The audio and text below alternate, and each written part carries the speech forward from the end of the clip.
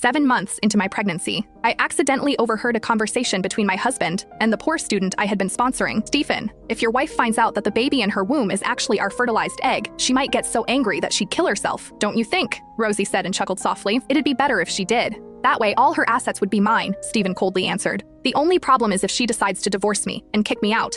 That's why we need to keep this secret. Once our child inherits her assets, we'll deliver her a crushing blow. That night, I pretended I didn't hear a thing. I gave birth to the child and raised him with utmost care. 24 years later, after my son returned from studying abroad, I transferred all my company's shares and assets to his name. At a press conference, Rosie, the impoverished student before, holding my husband's arm and clutching a maternity test report, she walked straight up to me and declared, "Kian is my biological son. You've been taking him from me all these years. It's time to return him to me now." My son also threw a divorce agreement in my face, his words cold and ruthless. "Hurry up and divorce my dad so we can finally reunite as a family of 3. Considering you gave birth to and raised me, I'll give you a monthly allowance of $200. I smirked faintly and replied, "All right, wife, weren't you supposed to attend a board meeting at the company today? Why are you still working in the study?" Stephen walked in with a cup of hot milk, placing it gently in front of me, his voice as tender as ever. I closed my laptop and smiled up at him. Kian's teacher mentioned he's been coughing a bit lately. I've arranged for him to see the best pediatric specialist tomorrow. Touched, Stephen stroked my hair and said, "You always get so concerned whenever Kian has even the slightest discomfort. When he grows up,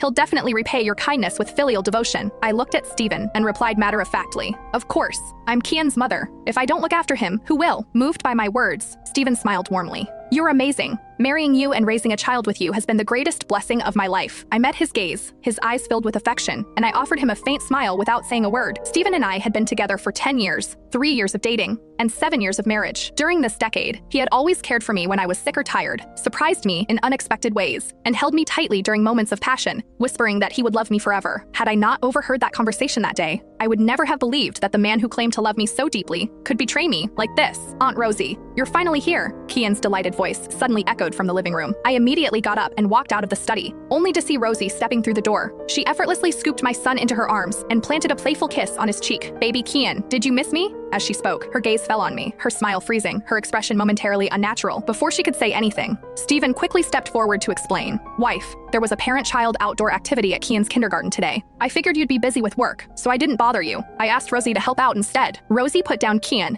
and immediately chimed in nervously. Yes, Daphne, you've supported me for so many years. I've always been grateful and wanted to repay your kindness." The moment I got Stephen's call, I rushed right over, watching her flustered attempts to cover up her guilt. I couldn't help but recall the day my son was born. Rosie had also accompanied Stephen to the hospital under the pretext of visiting the baby, staying by his side as I endured labor. At that time, Rosie was incredibly excited, pacing back and forth in the hallway